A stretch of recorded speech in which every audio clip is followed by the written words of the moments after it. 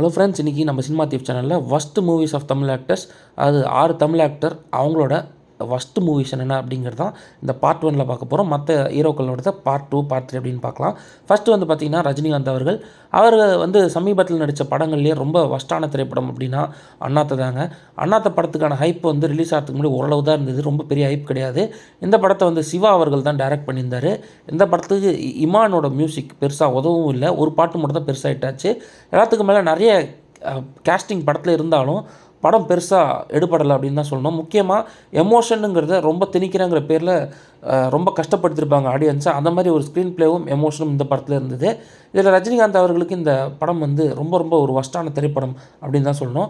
அடுத்து உலகநாயகன் கமலஹாசன் கேரியர்லேயே எனக்கு தெரிஞ்சு வஸ்ட் மூவினா இந்தியன் 2 தாங்க.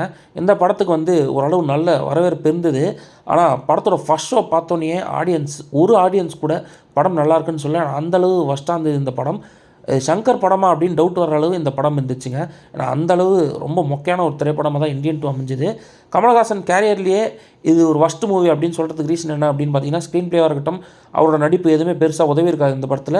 சங்கர் வந்து அவரோட கேரியர்லேயும் இது வஸ்ட் மூவி அப்படின்னு தான் சொல்லணும். சங்கருக்கும் அந்தளவு ஒரு வஸ்ட்டான திரைப்படம் தாங்க இந்த இந்தியன் 2. அடுத்து தளபதி விஜய் அவர்கள் நடித்த படத்துலேயே ரொம்ப வஸ்ட்டான திரைப்படம் அப்படின்னா சுறா தாங்க. சுறா படத்தை பொறுத்த வரைக்கும் பாட்டெல்லாம் சூப்பராக ஹிட் ஆகிடுச்சு. அது இல்லாமல் விஜய் அவர்களோட 50வது படம் கண்டிப்பாக சூப்பராக இருக்கும் அப்படின்னு நம்பி போய் உட்காந்து ஆடியன்ஸ்க்கெலாம் காத்திருந்தது ஒரு பெரிய ஷாக்கு. ஏன்னா படத்தோட ஃபஸ்ட் ஹாஃப்லேயே ரிசல்ட் தெரிஞ்சு போச்சு, செகண்ட் ஹாஃப் இன்னும் சுத்தம் அப்படிங்கிற மாதிரி தான் படம் இருந்தது.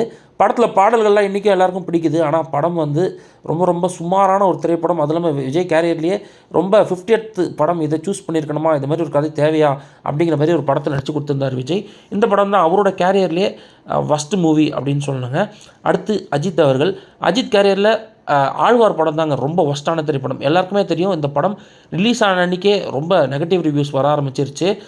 அதை தாண்டி இந்த படத்தில் வந்து ஸ்க்ரீன் ப்ளேயாக இருக்கட்டும், கதையாக இருக்கட்டும், எதுவுமே யாருக்குமே பிடிக்காத அளவு அமைஞ்சிருச்சு.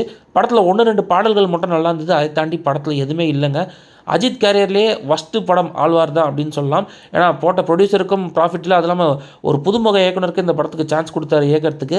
அவரும் சூப்பராக சொதப்பிட்டார் இந்த படத்தை. இந்த படம் வந்து அஜித் அவர்கள் கேரியர்லேயே ஃபஸ்ட்டு ஃபிலிம் அப்படின்னு சொல்கிறதுக்கு இதான் ரீசன்.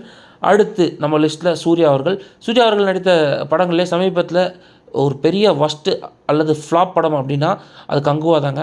கங்குவா படத்துக்கான எக்ஸ்பெக்டேஷன் ரொம்ப அதிகம். இந்திய சினிமாவே திரும்பி பார்க்க வைக்கும் அப்படின்னு எதிர்பார்த்த ஒரு திரைப்படம். தமிழ் ரசிகர்களே இந்த படத்தை பெருசாக வரவேற்கலை. அந்தளவு நெகட்டிவ் ரிவ்யூஸ் இந்த படத்துக்கு வர ஆரம்பிச்சிது. இந்த படத்தில் சூர்யாவோட ஆக்டிங் வந்து பெருசாக எதுவும் தப்பாக சொல்லலை. ஆனால் இந்த படத்தில் வந்த சவுண்ட் எஃபெக்ட்ஸ், திரைக்கதை எதுவுமே பெருசாக இல்லை அப்படின்னு ஆடியன்ஸ் எல்லாமே சொல்ல ஆரம்பிச்சிட்டாங்க. இந்த படத்தையும் சிவா அவர்கள் தான் டைரக்ட் பண்ணார். இது சூர்யா கேரியர்லேயே one of the biggest flops அப்படின்னு சொல்லலாம் கங்குவாவை. அடுத்து சியான் விக்ரம். இவர் நடித்த படத்துலேயே ரொம்ப வஸ்ட்டான திரைப்படம் அப்படின்னா ராஜபாட்டை தாங்க. இந்த படத்துக்கான எக்ஸ்பெக்டேஷன் ரொம்ப சுமாராக தான் இருந்தது. அதை தாண்டி சியான் விக்ரம், சுசீந்திரன் இவங்க சேர்ந்தாங்கன்னா ஒரு டிஃப்ரெண்ட்டான படம் வந்துடும் அப்படின்னு ஒரு சில ரசிகர்கள் நம்பி போனாங்க.